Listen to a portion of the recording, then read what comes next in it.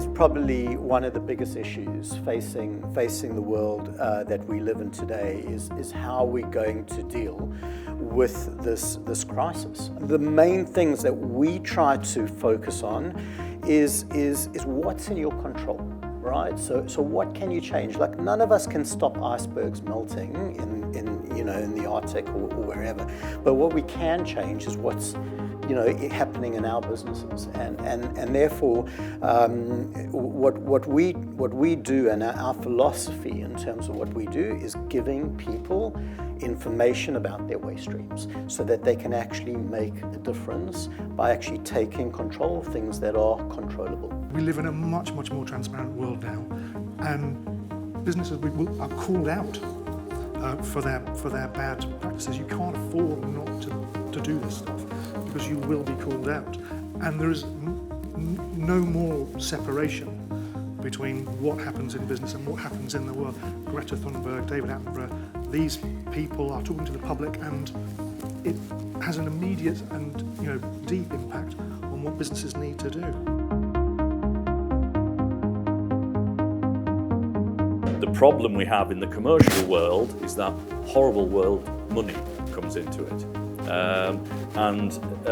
That is why, because capital expenditure has to be spent to change the way a business works. It really does. But I think there's a lot of improvement needed, but certainly visibility is there now. We as a business, we didn't know how well our manufacturing plants recycled until 5 years ago, because we didn't capture the data. Now we capture the data, and there's improvement every year, up to 80% of recycling everything we use in the plants. But no, the world isn't doing it right. But what we need to do is what we're doing today: share ideas, talk, communicate, share best practice. Because the world is willing, we've got to oil the wheels to make sure it's feasible and it'll happen.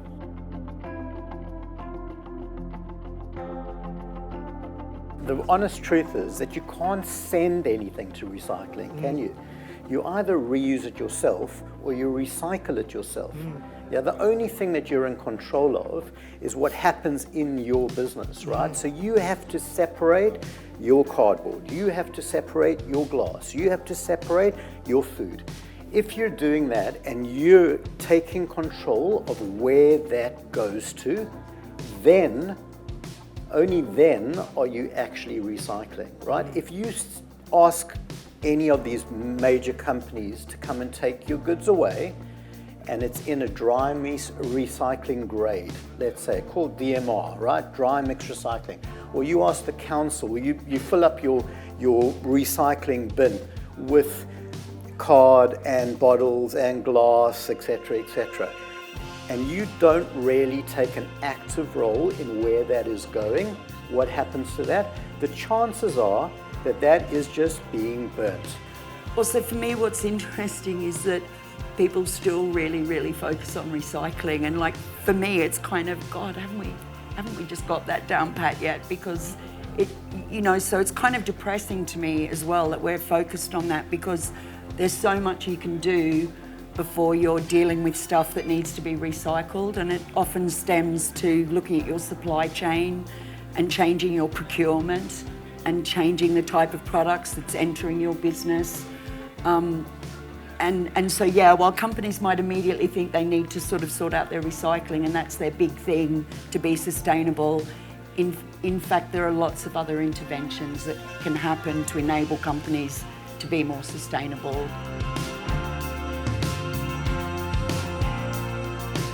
We very much see waste as an opportunity as opposed to a cost, and we're managing to convert our clients or to think in that mindset.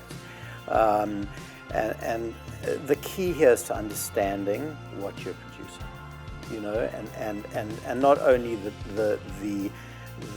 the waste streams that you're producing, but the actual amounts that you're producing of waste, because the information that the majority of businesses have is just absolutely inaccurate. It's wrong, right? So I'll give you an example. you've got 2 bins outside your business, one for recycling, one for general waste, and the waste provider comes and he picks up those bins every single day, okay? And he tips those bins every single day.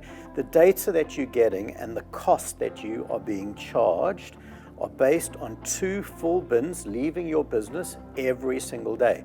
Now, we all know that most days those bins aren't full, right? So your cost is wrong, and your information, your data that your waste provider is giving you is wrong as well. So they're telling you you're recycling more, they're telling you that you're producing more than you actually are. So just by understanding that, okay, you will probably save yourself 50%, if not more, in your waste costs.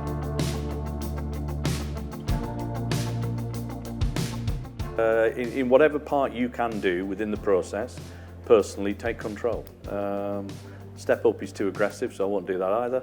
But you know, we need to own the journey. We really do in everything we do. So yeah. Yeah, know what you're producing. Understand your waste streams. Understand your, what you're spending. Just step it up the agenda, because it's easy money, and it's, it's good stories, and it's sustainability, and it's waste management. It's all these great things that people are looking for, that you can shout about and tweet about and save money and save costs and efficiencies. So just understand what you do. Understand your waste streams. There's no such thing as waste. There's just stuff in the wrong place. So everything is a resource. So if you what's the most resourceful thing I can do with that? Whether it be like sandwich crusts, packaging, cut-offs, leftover, whatever. It's just to have a conscious decision in your mind to look at that as a resource rather than a problem. Most waste actually isn't dirty or mucky or mouldy or anything. The definition of waste is that you just dispose of something, or you decide to dispose of something. So yeah, look at it as a resource and eke out your best option, and you'll probably find you save money in the long run once you've made the change.